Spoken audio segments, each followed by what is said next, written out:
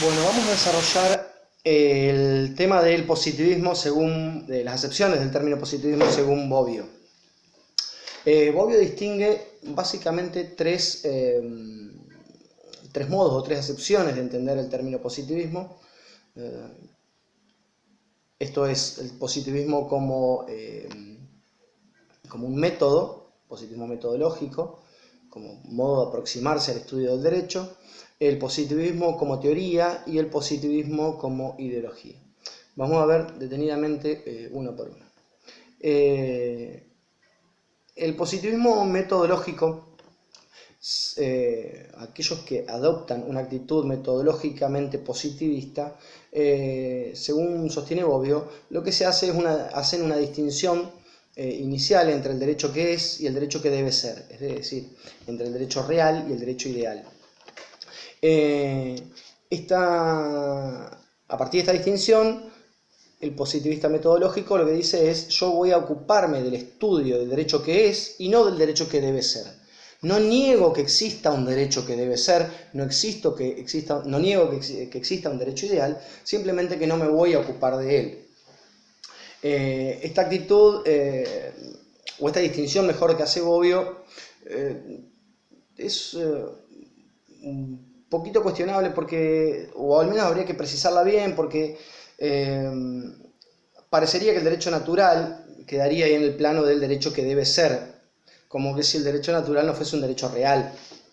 Esto puede llegar a predicarse de los naturalismos racionalistas y naturalismos modernos, como el caso de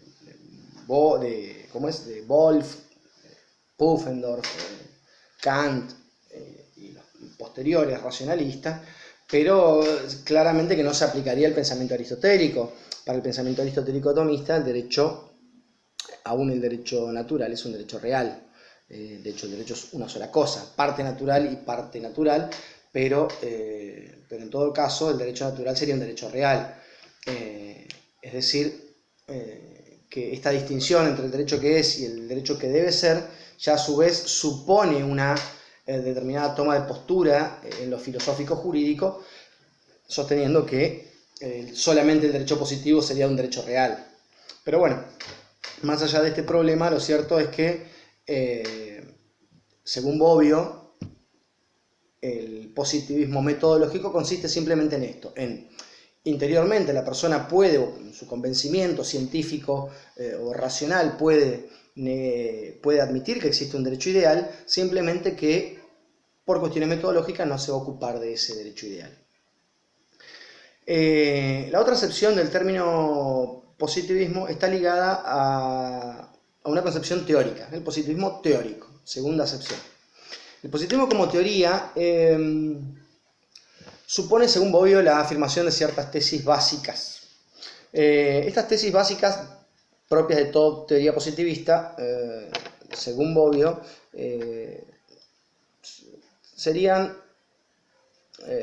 algunas como la negación de la metafísica, el voluntarismo, la idea del derecho como un fenómeno estatal, la primacía de la ley como fuente del derecho, la concepción del sistema jurídico como un sistema coactivo, y en cuanto a la aplicación está ligado a un modelo silogístico, sistematicista.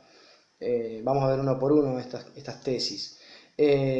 Sí, y preliminarmente podemos decir que esta afirmación de Bobbio de que toda teoría positivista supone la afirmación de estas tesis es algo cuestionable, porque como vamos a ver más adelante, no existe un solo tipo de positivismo y hay algunas de estas tesis que son afirmadas por una especie de positivismo, pero no por otras. Por ejemplo, y sin perjuicio del desarrollo posterior, la idea de la primacía de la ley como fuente del derecho es algo que solamente se puede predicar de una especie de positivismo, del positivismo normativista propio del modelo de la Europa continental, pero difícilmente se pueda predicar de un sistema más sociologista, de un positivismo más sociológico, como de corte anglosajón. Ahí ya la idea de primacía de ley como fuente de derecho es algo que si bien son positivistas, sin embargo no se puede afirmar que para un anglosajón la ley sea la principal fuente del derecho. Pero bueno, ya lo vamos a ver. La primera tesis sería la de la negación de la metafísica. Obviamente que a partir de la negación de la metafísica vendría de manera necesaria la negación de un derecho natural. Esto es, si, por supuesto, si no hay metafísica, no hay naturaleza humana, y si no hay naturaleza humana, no hay derecho natural. El único derecho que hay es el derecho positivo del Estado. No habría posibilidad de indagar en la naturaleza humana nada que le sea debido al hombre por su propia naturaleza. Para poder afirmar esto, vale decir que hay cosas debidas al hombre por su propia naturaleza y por ende hay derecho natural, tenemos que primero aceptar que existe la metafísica y que existe el concepto de naturaleza humana. Entonces, desde la negación de la metafísica se termina, por supuesto, negando que existe un derecho natural, por ende, el único derecho real es el derecho positivo, el único derecho que existe es el derecho positivo. La segunda tesis es la del voluntarismo.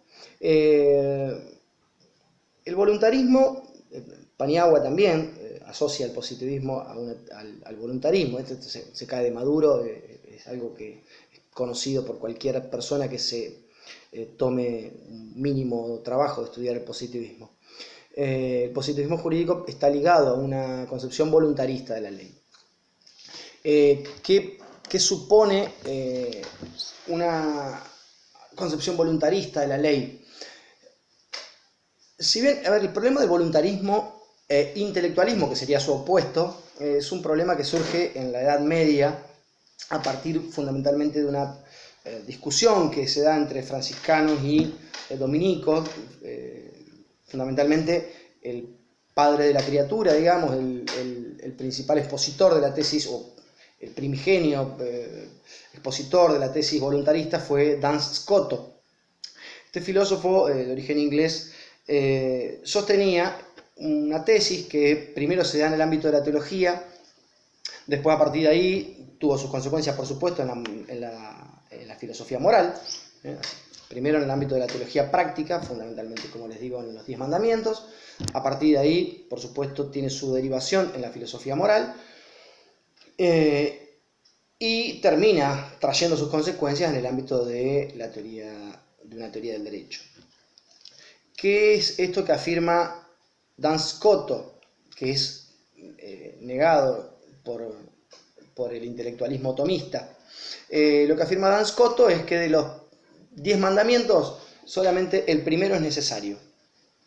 ¿Qué significa necesario? Que es así y no puede ser de otro modo. Mientras que los otros mandamientos son todos contingentes. Es decir, son así, pero podrían haber sido de otro modo. Dios podría haber querido un régimen totalmente distinto del que tenemos. Dios podría haber querido que matar sea bueno, Dios podría haber querido que robar sea bueno. La única limitación que encuentra Scoto es en el primer mandamiento, porque siendo Dios el bien supremo, Dios no puede mandar a odiarse. Entonces, eso es una contradicción. Sostiene Scoto que el primer mandamiento es necesario. Ahora, salvo todos los mandamientos son contingentes, es decir, la maldad del robo no está en sí misma en la conducta, no hay nada en la conducta de robar que la haga mala en sí misma y que porque sea mala el legislador venga después a prohibirla, en este caso el legislador divino, lo mismo podemos predicar del legislador humano. No hay nada en el robo en que en sí mismo lo haga malo y que constriña a la voluntad divina a tener que prohibirlo, sino que muy por el contrario, no hay nada, al no haber nada en el robo en sí mismo que lo haga malo, el robo se vuelve malo porque hay una norma que lo prohíbe. Mala quia prohibita. Las cosas son malas porque son prohibidas, las cosas son buenas porque son mandadas o ordenadas. Pero no hay, repito, ninguna necesidad racional que constriña al legislador, repito, humano o divino. En el caso de la tesis de Scoto, él lo desarrolla respecto del legislador divino, es decir, Dios. Pero, por supuesto, esto como les digo, se aplica también en las tesis científico-jurídicas. Y a partir de ahí, quizá el expositor más claro de esto en la modernidad es Kant, sobre todo por su concepción nociológica. En Kant la cosa en sí no puede conocerse, entonces yo no voy a poder saber lo que es la conducta buena o mala en sí misma,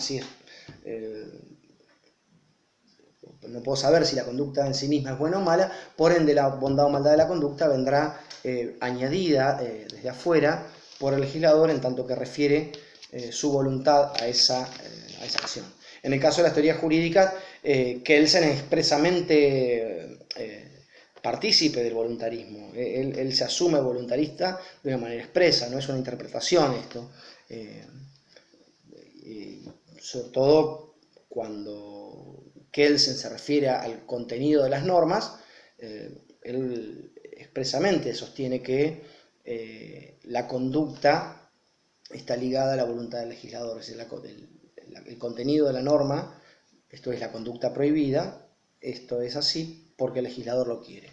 Cualquier contenido podría tener la norma siempre que el legislador lo quiera. El legislador no tiene ningún tipo de límite al momento de crear conductas antijurídicas, porque de hecho inclusive estaría acá la idea de que la conducta no es nada, no tiene ninguna significación jurídica hasta que la norma no refiera su contenido a esa conducta.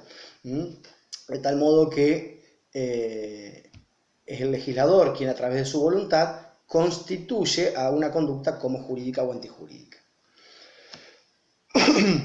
La idea del derecho como fenómeno estatal, esto es, creo que acá hay un primer momento en el cual deberíamos quizás hacer alguna distinción entre los tipos de positivismo, porque en el caso del pensamiento historicista, por ejemplo, no es claro que el fenómeno jurídico sea un fenómeno estatal.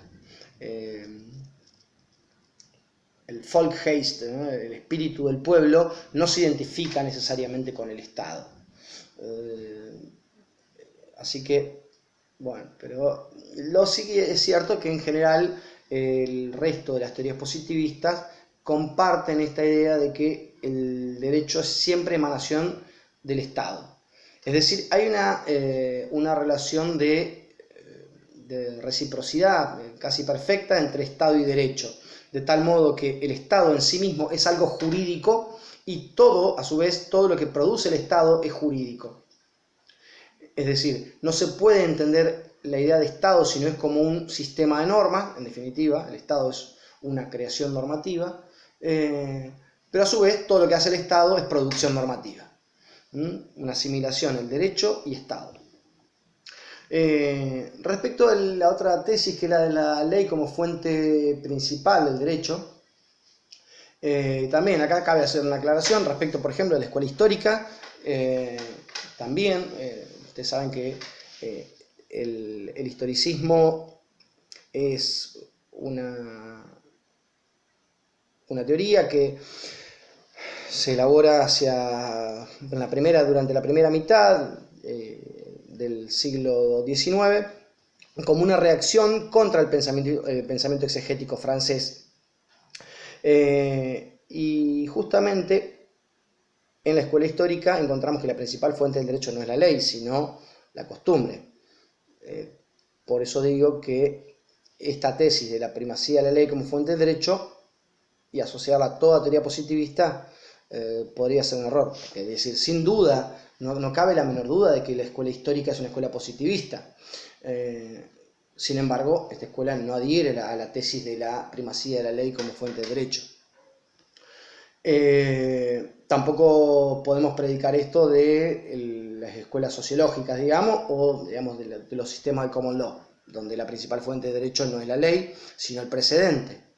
Sin embargo, las corrientes sociológicas de corte más jurisprudencial del common law son en general fuertemente positivistas y sin embargo no adhieren a la idea de ley como fuente del derecho, o sea, como fuente principal del derecho. Por otro lado tenemos la idea de la coacción, es decir, la idea de que existe un monopolio por parte del Estado en la administración de la fuerza. El derecho es un sistema coactivo y todo derecho, para ser considerado tal, tiene que tener un respaldo coactivo, ¿no? Un respaldo en la sanción. Esto es, sí, de algún modo afirmado por la mayoría de las tesis positivistas, creo que esto es innegable.